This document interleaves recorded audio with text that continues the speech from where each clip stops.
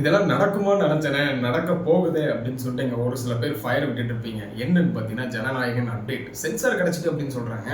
சரி okay, sensor உண்மையிலே கிடைச்சிட்டா அப்புறம் ஏன்னா கிடைச்ச மாதிரி ஒரு ஆக்டிங் கொடுத்துட்டு இருக்கலாம் அப்படின்னு கேட்டீங்கன்னா, உண்மையிலே கிடைச்ச மாதிரி தான் நியூஸ் ஆகிட்டு இருக்குது. அதே மாதிரி ப்ரொடக்ஷன் ஸ்டைல்லேருந்து இன்னும் அதுக்கான எதுவும் ரிலீஸ் நோட் எதுவுமே விடலை. பட் நியூஸ் சேனல்ல எல்லாமே சென்சார் கிடச்சிருச்சு. ஒரு சில தகவல்லாம் அப்படி தான் வந்துட்டு இருக்கு. சென்சார் கிடச்சிருச்சுங்க, ஏ சர்டிஃபிகேட்டு அப்படின்னு சொல்லிட்டு இருக்கிறாங்க. சரி ரைட்டு, இதுக்கப்புறம் வந்தா என்ன வராட்டி என்ன, அதான் படத்தை ஃபுல்லாக பார்த்துட்டாங்க அப்படின்னு கேட்டிங்கன்னா, நம்ம சாட்டை மகன் அவர் ஒருத்தர் வந்து போட்டிருந்தாரு பார்த்தீங்களா, படத்தை பார்த்துட்டாருன்னு நினைக்கிறேன். பார்த்துட்டு ஏதோ ஒரு கிளிப்ஸ் எல்லாம் பார்த்துட்டு நான் வந்து உட்காந்து பேசிட்டு இருக்கேன்னு சொல்லிட்டு ஒரு புழு நான் பார்த்தீங்களா, அந்த புழுவில் தெரிஞ்சு உட்காந்து படத்தை பார்த்துட்டேன் அப்படின்ட்டு அப்படி பார்க்காத மாதிரி நடிச்சிட்டு இருக்குது. இதில் யாரெல்லாம் உண்மையான ஃபேன்ஸ்லாம் இருப்பீங்களா? இங்கே நிறைய பேர் இருப்பீங்க. படம் வந்ததுக்கு அப்புறம் தான் பார்க்கணும் அப்படின்னு சொல்கிறவங்க யாரெல்லாம் இருக்கீங்கன்னு சொல்லிட்டு கீழே கமெண்ட்ஸில் கமெண்ட் பண்ணுங்க. அதே டைமில் படத்தை பார்த்தவங்களும் யார் இருக்கிறீங்கன்னு சொல்லி கீழே கமெண்ட்ஸில் கமெண்ட் பண்ணுங்க. அப்படி நீங்கள் பார்த்தவங்க யாராவது கீழே இருக்கிறீங்க கமெண்ட் செக்ஷனில் கமெண்ட் பண்ணிட்டீங்கன்னா உங்களுக்கு ஒரு அடி வெளுத்து விட்டுருவாங்க. அதனால நான் சொன்ன மாதிரி பண்ணிடாதீங்க. சரி, படத்தை பார்த்தது தப்பு. இங்கே நிறைய பேர் படத்தை பார்த்துட்டாங்க. ஒரு இடையில கூட ஒரு நியூஸ் வந்துச்சு, கிட்டத்தட்ட 1.5 கோடி பேரை 1,25,00,000 பேர்கிட்ட வந்து அந்த படத்தை வந்து இந்த மாதிரி பைரசியில் உட்காந்து பார்த்துட்டாங்க. ரிலீஸ் ஆன படத்தை அன்எடிட்டட் வெர்ஷன் வந்து உட்காந்து பார்த்துட்டாங்க அப்படின்னு சொல்லிட்டு ஒரு நியூஸில் கூட போட்டுட்டு இருந்தாங்க. அது சரியா தப்பான்னு கேட்டிங்கன்னா என்னை பொறுத்த வரைக்கும் தப்பு. ஏன்னா அதுக்கு பின்னாடி என்னதான் நம்ம சொன்னாலும் அதுக்கு பின்னாடி கிட்டத்தட்ட 500 கோடி ரூபா பட்ஜெட்னு சொல்கிறாங்க. அதுக்கு பின்னாடி பல பேர் உழைப்பு இருக்குது அப்படின்னு சொல்லிட்டு இங்கே நிறைய பேர் உட்காந்து பேசிட்டாங்க. அது யார் பார்த்துருந்தாலும் அதுக்கு மிகப்பெரிய தப்பு தான். அது வந்து திருடி அது எப்படி சொல்கிறது, திருடி திங்கிற மாதிரி தான். அந்த கதையெல்லாம் இங்கே நிறைய பேர் பார்த்துருக்குறாங்க. சரி, நீங்கள் பார்த்துருக்கீங்க அப்படின்னா உங்கள் மனசுக்குள்ளேயே வச்சுட்டு போயிருங்க. அவ்வளோதான், நீங்கள் பார்த்து தொலைஞ்சிட்டீங்க, அதனால போயிருங்க அப்படின்னு சொல்லி விட்டுடலாம். சரி, இந்த ஜனநாயகம் படம், அந்த ஜனநாயக படத்தை என்ன சொன்னாங்கன்னா, படத்தை நீங்கள் விட்டுருங்க, இல்லைனா வந்து படம் ரிலீஸ் அப்போ ஹானரபிள் சீஃப் மினிஸ்டர் அப்படின்னு சொல்லிட்டு போடுற மாதிரி இருக்கும், இல்லைனா வந்து Tamil Nadu chief minister CM Joseph விஜய்னு போடுற லெவலுக்கு 1000 டைட்டில் அப்படின்னு சொல்லிட்டு சொன்னாங்க. அப்போ சொல்லும் போதெல்லாம் அந்த பாருங்க, அனில்ஸ்க்குலாம் வந்து இப்போ வேற ஒரு லோகத்தில் இருக்கிறாங்க, வேற ஒரு பிளான்ல இருக்கிறாங்க, தற்கொலையாக உட்காந்து பேசிட்டு இருக்காங்கன்னு சொன்னாங்க. சரி, அதை விட்டதுக்கப்புறம் இவங்க என்ன பண்ணாங்கன்னா, எலெக்ஷன் ரிசல்ட் வர்றதுக்கு முன்னாடி ஒரு 2-3 நாளைக்கு முன்னாடி அமைச்சர் பட்டியல் ஒன்று விட்டாங்க வெளியே. அந்த மாதிரி இவருக்கு இந்த அமைச்சர் போஸ்ட்டு, அதுவும் இந்த சாட்டமான உட்காந்து பேசணும். ஒரு வீடியோவே போட்டு உட்காந்துட்டு பாருங்க, இவங்கெல்லாம் வேற ஒரு லோகத்தில் வாழ்ந்துட்டு இருக்காங்க அப்படின்னு சொல்லிட்டு அமைச்சர் பட்டியலை ரிலீஸ் பண்ணுறாங்கன்னு சொல்லிட்டு அத்தனை பேர் வச்சு ஓட்டினாங்க.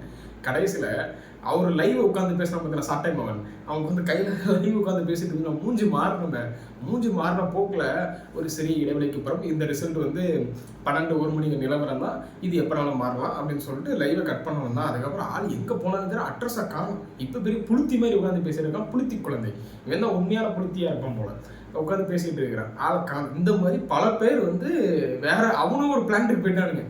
அதாவது பிளானட்டுக்கு போயிட்டாங்க. சாரி, பிளானட் இல்லை, பிளானட்டுக்கு வந்து அவங்க எங்கேயும் மேலே போயிட்டானுங்க. ஐயோ, நம்ம தான் வந்து எங்கேயும் அவ்வளோ தான் தனி உலகத்தில் இருக்கான்னு பார்க்கலாம், நம்ம ஒரு தனி உலகத்தில் இருந்துட்டுமே அப்படின்னு சொல்லிட்டு அவங்க ஒரு லோகத்துக்கு போயிட்டான். என்னதான் நம்ம இங்கே வந்து பெருசாக வந்து படம் வந்து பார்த்துட்டாங்க, படம் ரிலீஸ் ஆயிடுச்சு, இதுக்கப்புறம் அதை பார்த்தாங்கன்னா பார்க்காட்டி என்ன அப்படின்னு சொல்லிட்டு இங்கே பேசினாலும் பல பேர் உழைப்புகள் இருக்குது. இந்த உழைப்புக்காக படத்தை பார்க்குறதும் பார்க்காததும் அவங்கவுங்க இஷ்டம். சரி, படம் வந்ததுக்கப்புறம் 500 கோடி அடிக்குது, 1000 கோடி அடிக்கிறதுலாம் 2வது பட்சம். பட் இவங்க ஒரு சப்பக்கட்டு கட்டிட்டு இந்த படத்தை வெளியிடக்கூடாது, இந்த படத்தை வெளியே விட்டாங்க அப்படின்னா கேம்பெயின் பண்ணுறதுக்கு ஈஸியாக இருக்கும். விஜய் அவர்களுக்கு வந்து அதில் வந்து அதிகமாக வந்து அவரோட பேரை தளபதி வச்சுக்கோங்க. டிவிக்கு அவரோட ஏதோ டேட்டர்லாம் போட்டிருக்காருன்னு சொல்லிட்டுலாம் பார்த்தோம். அந்த ஒரு சில இமேஜ்லாம் வந்து அதிகமாக பரவலாச்சு இந்த பாருங்க அப்படின்னு சொல்லிட்டு இதாச்சு. இந்த படம் ரிலீஸ், அதாவது வந்து இந்த படம் ரிலீஸ் ஆகிறதுக்கு மட்டும் ரிலீஸ் ஆயிடுச்சு, விட்டுட்டாங்க, வெளியே விட்டுட்டாங்க. அந்த வெளியே விட்டு நிறைய பேர் அரஸ்ட்லாம் பண்ணிட்டு இருந்தாங்க.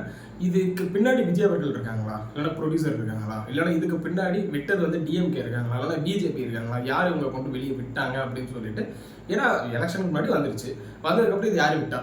ஒருவேளை வந்து விஜய் அவர்களை கேம்பெயினுக்காக வெளியே விட்டாங்களா? வினோத் அவர்கள் கூட இதெல்லாம் சொல்ல முடியாது, சொல்ற அளவுக்கு எனக்கு தைரியம் இருந்தாலும் டெலிகாஸ்ட் பண்ற அளவுக்கு உங்களுக்கு தைரியம் இல்லை அப்படின்னு சொல்லிட்டு சொன்னாங்க. இதுக்கு பின்னாடி யார் இருக்கா அப்படின்னு சொல்றது வந்து டவுட்டாக தான் இருந்துச்சு. பட் ஒரு சில பேர் அரெஸ்ட் பண்ணாங்க. இதுக்கு பின்னாடி மிகப்பெரிய அரசியலும் நடந்துச்சு. ஏன்னா படத்தை ரிலீஸ் பண்ண விட்டாங்கன்னா இவருக்கு ஒரு கேம்பெயின் ஆகி போயிடும் அப்படின்னு சொல்லிட்டு நினைச்சாங்க. பட் அவங்க ரிலீஸ் பண்ணுறாங்க, பண்ணாமல் போகிறாங்க. இவர் ஜெயிச்சுட்டு போயிட்டார். அவங்க முடிஞ்சிச்சா, கதை முடிஞ்சிருச்சா, இப்படி ஒரு கதைக்கு ஆயிடுச்சு. இதுக்கப்புறம் இந்த படம் வந்தானா வராட்டி என்னன்னு நம்ம சொன்னாலும் இதுக்கு முன்னாடி பல பேர் உழைப்பு இருக்குது. அது பார்க்கறதும் பார்க்காததும் உங்கள் இஷ்டத்துக்கு நான் விட்டுறேன். நீங்கள் பாருங்க, பார்க்காம போங்க. பட் ஒரு குரூப் இந்த படம் நல்லா இருக்குது, நல்லா இல்லை.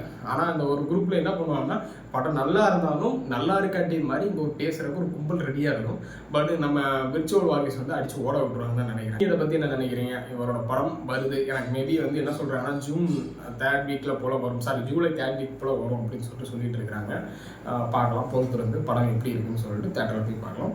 மெயினாக பாருங்கள், உங்களுக்கு வந்து ஒரு படத்தை பார்க்குறீங்க அப்படின்னா முடிஞ்ச அளவுக்கு தேட்டரில் பாருங்க, இல்லைனா ஓடிடியில் ரிலீஸ் ஆனதுல ஓடிடியில் பாருங்கள். நீங்கள் திருட்டு இப்போலாம் வந்து நெட்டில் அதிகமாக ரிலீஸ் ஆகுது, அந்த நெட்டில் பார்க்கல ஒரு பிரோஜனம் கிடையாது, நான் சொல்லிட்டேன். அதனால் பல பேர் உழைப்புகளை பார்த்தீங்கன்னா உங்களுக்கு தெரியும்.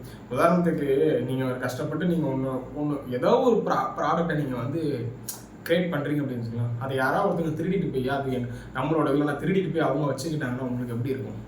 அதுதான் நமக்கு நடந்தால் தான் அதோட வேதனை என்னன்னு சொல்லிட்டு தெரியும்.